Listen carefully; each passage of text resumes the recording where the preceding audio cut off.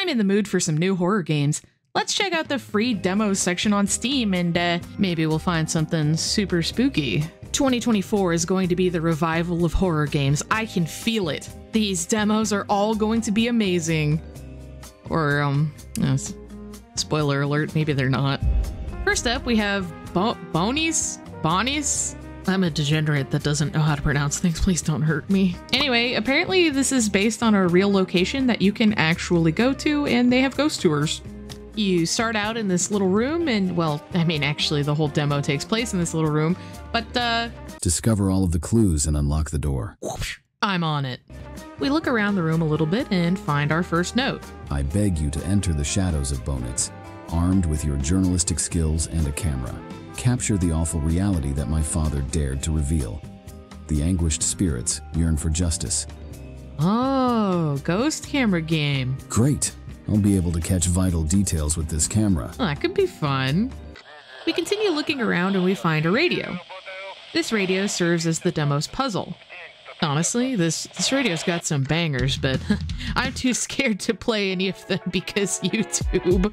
If you fiddle with the radio and turn its light on, it'll put this thing on there, and that's what station you turn it to. The volume is written in the calendar. Set the radio to the clues you found, and oh, there you go, you did it. Congratulations. You've successfully unveiled the deeply buried secrets of my investigation room. Deeply buried? My brother in Christ, it was on the wall and on the calendar. How whatever. The tools, objects, and essential clues you've discovered are the keys to understanding the dark truth of Bohnice Hospital. Close the door behind you carefully and get ready to venture into the abandoned corridors where the truth hides in dark shadows. The truth is waiting for you. Well, that was the entire demo. I guess our first one's a really short one. Why didn't I get to use the camera? The demo talks about the camera. The Steam page talks repeatedly about taking photographs, but I guess we don't get to take any. For a game that supposedly revolves around taking photographs, we sure didn't use that camera once. I did figure out if you jump around on one of the chairs, you get rocketed through the ceiling. So that's a cool feature. Next up, we have Shattered Reflections, The Abyss Within. The game opens and we're in a police department. We can't walk through that open door for some reason, so we start looking around. There's a letter on a desk and it states, Assignment. Reflection Protocol, search and report any clues of inside the known mansion. Must be cautious as we are yet to know of causes of mentality instability. This is an ongoing case from the past that we need closure. People are starting to question. The abandoned site must be visited. Did I just have a stroke? I'd like to point out that if you click read, a smaller, worse version of the text pops up. I don't know why. Anyway, reading that note gave us the ability to walk through the open door. We're now in some kind of haunted mansion, and it says, I can't believe my grandfather has been missing so long. It's been so long since I have been here. Oh, damn, that's a lot of pixels on that diary. We start exploring the haunted mansion, and it becomes apparent to me that this is the worst case of fisheye filter I've ever seen in my entire life. Yeah, and it's one of those that just randomly makes a really loud noise to try to spook ya. Please take notice of how dark this room is and how distorted everything is with the big old fisheye lens, and it only gets worse. If you've been paying close attention, you'll notice in the top left-hand corner, it keeps telling me that I don't have a flashlight. So why in the hell does the paper look like this? What is that?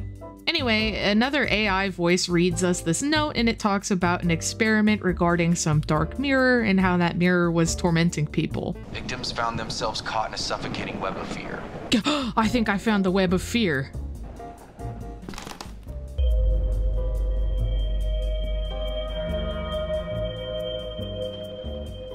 Man, if I had $1 for every time I saw this specific doctor in a horror demo, I could buy that asset for myself. We wander around and find yet another really brightly glowing note. And this one talks about the reflection protocol and the dark mirror again. It basically says the same thing as the first note. If you head over into the bedroom and take a look at the ciggies, this happens. Breathe. Someone help make them stop.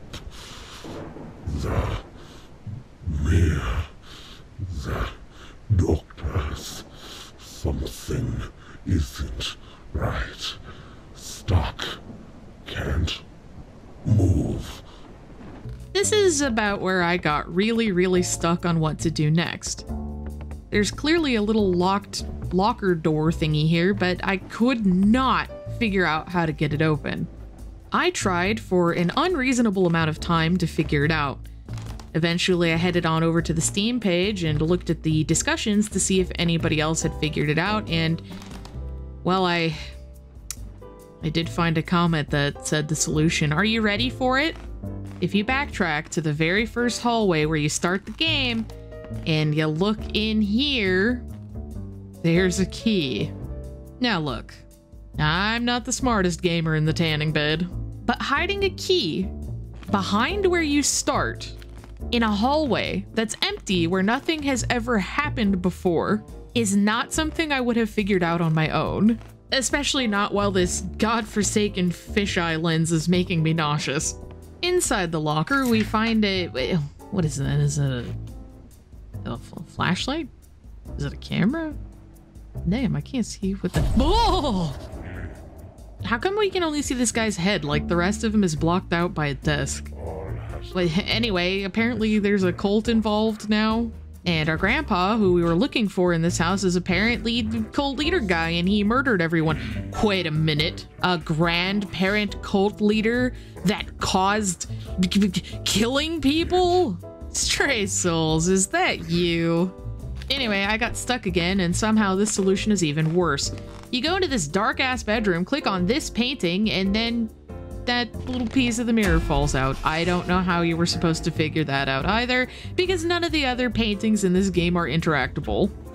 Anyway, this guy goes on for a while again about how terrible things are gonna happen, yada yada yada. You wander around aimlessly for a little bit again, and then... Evelyn, you should have never come here. You have made me have to do something that I did not ever want to do. You were never supposed to find out this way about any of this. Yep, I didn't cut the dialogue audio off. It does that in the demo. All right, look, I hate to be mean, but that was really not a good demo. It was extremely cryptic. I couldn't figure out where to go.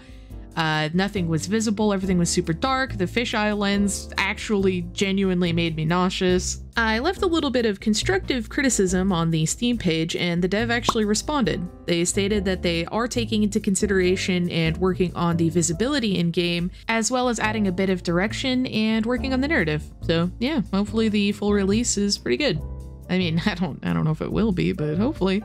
And last but not least for this video, we have a demo for a game called What Have You Done, Father? And this game kind of took me by surprise.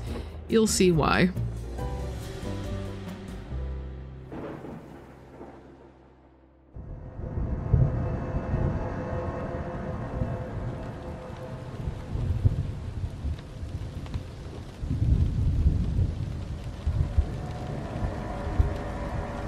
I have no sins to confess. I've come here to speak the truth. My conscience is as clear as a child's. I have been framed and almost driven to insanity, but I am resolute in my faith. Oh Lord, that cursed day. It began like any other. Nothing could have predicted the horrifying events that would unfold later that night. After seeing our protagonist, a priest, confessing his sins while handcuffed, the demo brings us back to the day earlier to show us how he got into such a predicament. He's established as an extremely devout priest that takes his prayers and duties very seriously. After his prayer, he gets a call from a woman named Marina. She asks if she can come to him for guidance for a troubling and deeply personal matter. On our way to get some tea set out for her visit, we meet a character named Felix. Felix is a very devout student. He tells us that he just overheard on the radio that they're saying a massive storm is approaching. Hope that's not foreshadowing. Then we briefly say hi to this other character, Josiah, and get back to setting out our tea. There's a lot to look at in this little church house thing, and it's honestly kind of interesting. There's little bits of lore and things about the characters set around. It's kind of cool. I like it. The characters look pretty nice. They're all pretty interesting. The plot seems cool. So far, this is for sure the most promising demo. But wait, where's the horror, you might ask? Oh, we'll get there. After a bit more exploring and getting tea together for Lady Marina, she arrives. She is shamelessly flirty with the priest and is clearly trying to get his attention before she drops on him that she actually loves him deeply. She tells him that she's loved him from the first moment he came to their church, and she hasn't been able to attend since he got there because she loves him so much she can hardly bear it. You know, this is a delicate situation. I'm considering your feelings, and I don't want to be callous, but it's just not possible. What can I say? I'm not good at discussing romantic love between a man and a woman. I can preach to you about the love of God. I understand, Father. I understand. Oh, I feel so naive. I shouldn't have come here. I'm the only one to blame for this embarrassment. You shouldn't talk like that. There's no shame in loving someone. But not like this. We can still be friends in Christ. Oh, spare me that talk. I don't need a sermon. Pour me a glass of wine and I'll be on my way. Yikes, that was devastating. Getting friend zoned is bad enough, but friends in Christ zoned? Woohoo! Damn, Marina. Anyway, now that the priest is sufficiently flustered and honestly kind of tempted, he takes a quick peek at some of her stuff as he's on his way to get her wine. He finds a train ticket for a train that departed a few minutes ago. With how flirty she's been, he's kind of thinking that maybe she missed that train on purpose as an excuse to stay. Her stuff is just strewn completely around his room. She's clearly making herself comfortable. We bring her glass of wine. She proceeds to get even more aggressively flirty, and hell, this happens.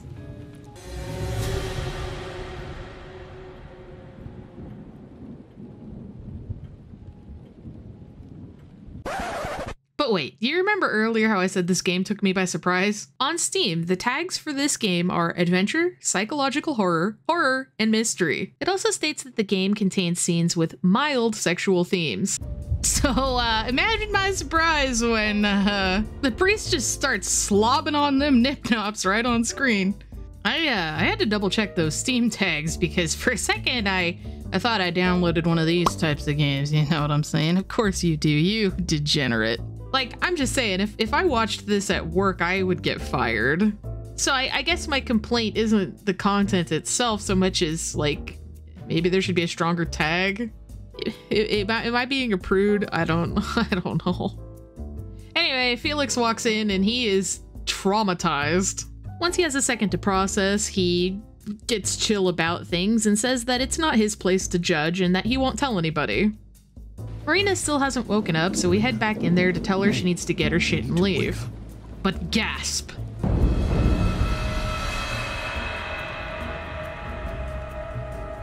She's dead! And now the mystery begins. Did the priest kill her? What caused this? Does he get out of the situation we saw in the beginning where he's handcuffed?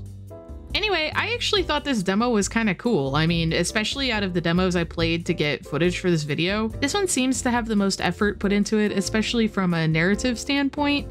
Yeah, I mean, it seems like once the full game comes out, it'll probably have a really interesting story at the very least. So yeah, those were 3 games that Steam recommended to me as horror demos. I like checking out demos. I think it's kind of cool. If any of these seemed interesting to you, check them out on Steam. They are free. All 3 of them should be coming out in the very near future. I think most of them said that they're coming out in early 2024. These particular demos were all made by either one person or really small indie dev teams. So that's neat. Anyway, thank you so much for watching. I just wanted to say real quick, I did actually just get approved for YouTube Partner, which is absolutely insane to me because I was certain literally no one would watch my dumb little videos except for my, you know, couple friends that I sent them to. So that's pretty wild. But anyway, if you look, we do have stuff like super thanks and stuff that I don't fully understand what it does yet. Thank you so much for the support, especially if you made it to the end of this video. I don't know what I'm doing. I'm learning how to video edit as I go, and I don't know how YouTube works, to be honest with you. So this is all really new to me. I want to make a consistent type of video, but I don't really know what to do. So I'm just kind of doing whatever seems fun. Like, you know, some days it's horror games, some days it's demos, some days it's a random anime waifu Santa visual novel. If there's something you guys would like to see more consistency on, let me know, because I'm just completely playing it by ear right now. So, you know, but thanks a ton and I really appreciate you.